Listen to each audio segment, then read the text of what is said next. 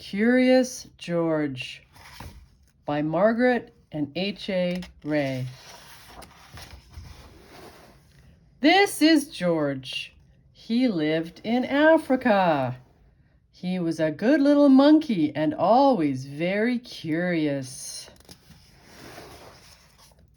One day, George saw a man. He had on a large yellow straw hat. The man saw George too. "What a nice little monkey," he thought. "I would like to take him home with me." He put his hat on the ground, and, of course, George was curious. He came down from the tree to look at the large yellow hat. The hat had been on the man's head. George thought it would be nice to have it on his own head. He picked it up and put it on.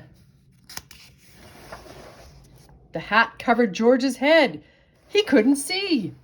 The man picked him up quickly and popped him into a bag. George was caught.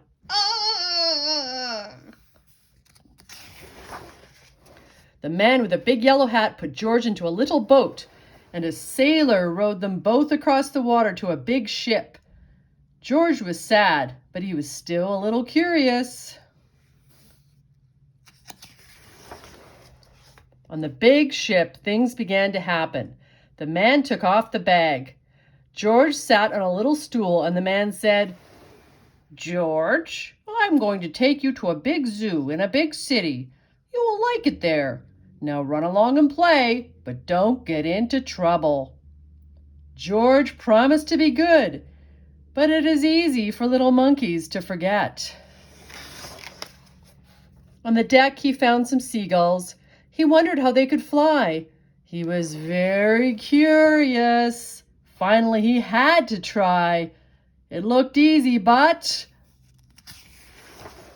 Oh, what happened? First this, then this. Sploosh! Where is George? The sailors looked and looked. At last they saw him struggling in the water and almost all tired out. "Man overboard!" the sailors cried as they threw him a lifebelt. George caught it and held on. At last he was safe on board. After that, George was more careful to be a good monkey, until at last the long trip was over. George said goodbye to the kind sailors, and he and the man with the yellow hat walked off the ship onto the shore and on into the city to the man's house. After a good meal and a good pipe,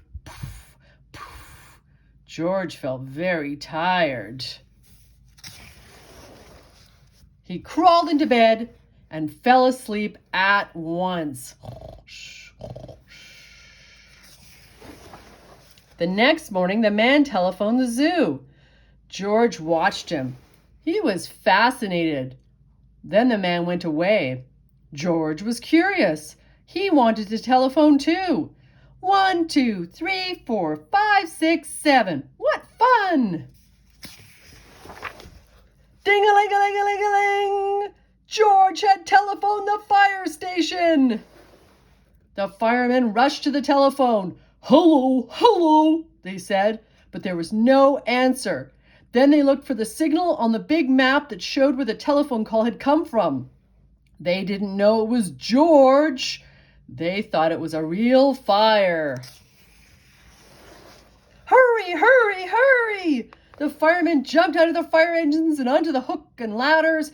Ding dong, ding dong! Everyone out of the way! Hurry, hurry, hurry! The firemen rushed into the house. They opened the door. No fire! Only a naughty little monkey. "Oh, catch him!" they cried. George tried to run away. He almost did, but he got caught in the telephone wire and... A thin fireman caught one arm and a fat fireman caught the other. "You fooled the fire department," they said. "We will have to shut you up where you can't do any more harm."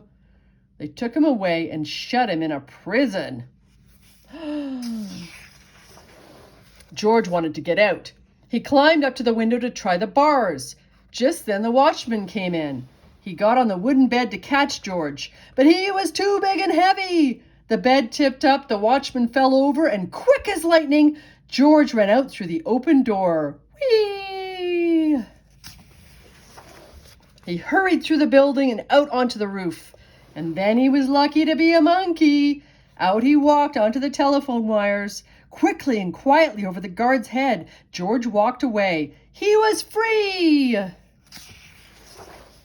Down in the street outside the prison wall stood a balloon man. A little girl bought a balloon for her brother. George watched. He was curious again. He felt he must have a bright red balloon. He reached over and tried to help himself, but instead of one balloon, the whole bunch broke loose. Whee! In an instant, the wind whisked them all away, and with them went George, holding tight with both hands. Up he sailed higher and higher. The houses looked like toy houses, and the people like dolls. George was frightened. He held on very tight. At first, the wind blew in great gusts. Then it quieted. Finally, it stopped blowing altogether. George was very tired. Down, down he went, bump, onto the top of a traffic light. Everyone was surprised. The traffic got all mixed up. George didn't know what to do, and then he heard someone call, "George!" He looked down and saw his friend, the man with the big yellow hat. George was very happy. The man was happy too. George slid down the post, and the man with the big yellow hat put him under his arm. Then he paid the balloon man for all the balloons. And then George and the man climbed into the car, and at last, away they went to the zoo. What a nice place for George to live. The end.